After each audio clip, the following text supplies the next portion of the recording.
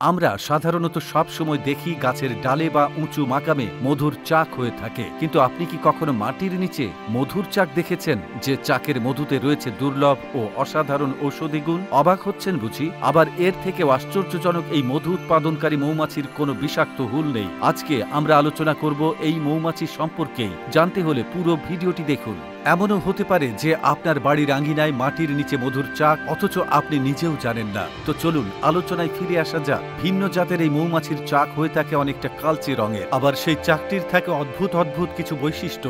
এই হুলবিহীন মৌমাছির মৌচাকে মধু জমা রাখার কুটিরগুলো সাধারণত গোলাকার, ডিম্বাকার বা স্পাইরাল আকৃতির হয়, যেখানে অন্যান্য মৌমাছি যারা কিনা গাছে বা উঁচু জায়গায় নিজেদের চাক বাঁধে, আর এদের চাক হয় ষড়ভুজ আকৃতির। তাদের চাকের কোষগুলো সাধারণত গোলাকার বা অনিয়মিত আকৃতির হয়ে থাকে। চাকের মধ্যে অনেক ছোট ছোট কোষ থাকে যেখানে তারা মধু সংগ্রহ করে, তবে এদের উৎপাদিত মধুর পরিমাণ অনেকটা কম হয়ে থাকে। সাধারণ মৌমাছির 7 ভাগের 1 ভাগ মধু উৎপাদন করতে পারে এই হুলবিহীন মৌমাছি। এদের মৌচাকে শুধু মোম নয়, বরং এর সাথে গাছের রেজিনও মিশিয়ে নেয় এই মৌমাছিগুলো। স্টেনলেস মৌমাছিরা প্রোপ্লেস নামক এক ধরনের আঠালো পদার্থ ব্যবহার করে তাদের চাক তৈরি করে, যে পদার্থটি গাছের রেজিন থেকে তৈরি হয় এবং মৌমাছিরা তাদের চাককে মজবুত করে ফেলে এটির ব্যবহারে।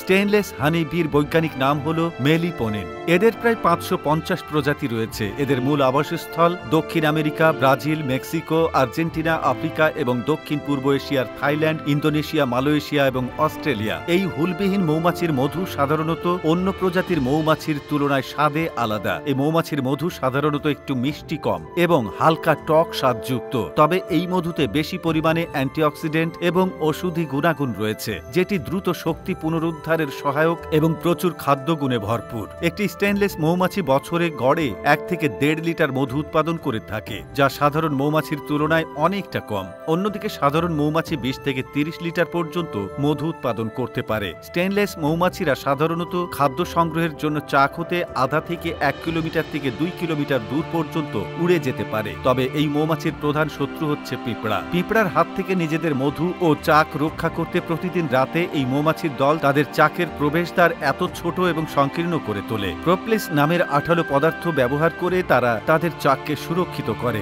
হুলবিহীন এই নিরীহ মৌমাছি বাংলাদেশের মানুষের কাছে খুব একটা পরিচিত না হলেও বিদেশে এরা খুবই মূল্যবান এবং চাহিদাও ভালো, যার কারণ হলো এতে থাকা বিভিন্ন ধরনের ওষুধি গুণাগুণ।